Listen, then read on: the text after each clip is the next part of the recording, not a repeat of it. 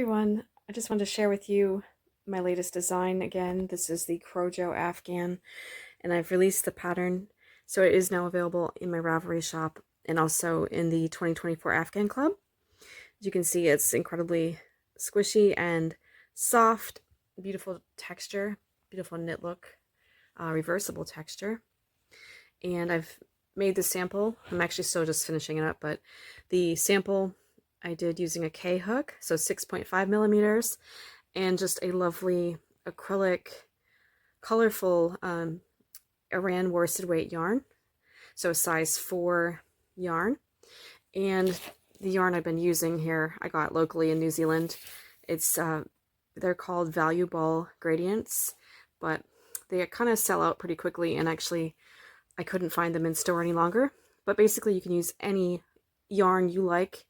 And I've just done the 50-gram balls, and then I've changed out colors just to do with striping. And I've actually changed the colors mid-row.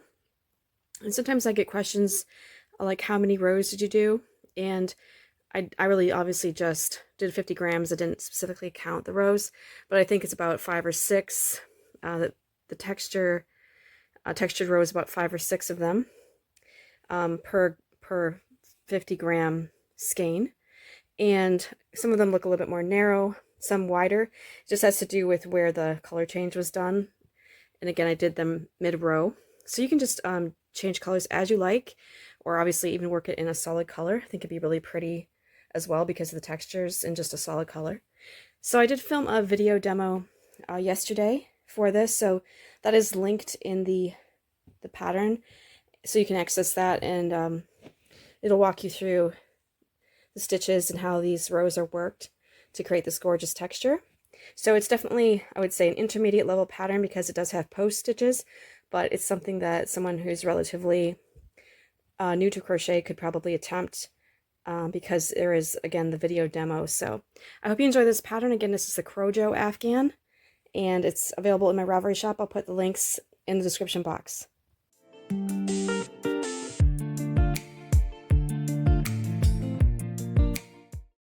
I decided to add a bit of an edging to my Crojo Afghan. So I'm just initially doing a single crochet edging along the sides. So I'm going to do it all around the entire blanket. And the nice thing about an edging, especially for like this blanket, is because it's so stretchy, the edging will help to kind of prevent it from stretching out quite so much. I just want to show you the spacing that I'm doing as I'm working along the long edge or the sides of the rows. I'm just working into the edge of the blanket, and I'm just working 2 single crochets there in the end of the, like, you can see how you've got like these sections that stand out at the sides. So I'm just working 2 stitches there in the end of each of those. Those would be the 3 half double crochet groups. So I'm just working 2 single crochets, so skipping everything else there and just working again 2 single crochets in the next one. It's giving me a really nice straight edge along the side and helping to create a little bit more structure. So then again, I think I probably will add a bit of a knit look ribbed edging, same as I did on the zigzag waffle blanket. So I guess I can link to that as well, so that you can see the zigzag waffle edging demo video. So I've got that already on YouTube, but this is just what I'm doing for the Crojo blanket. So you can see how that is quite a nice spacing for the stitching.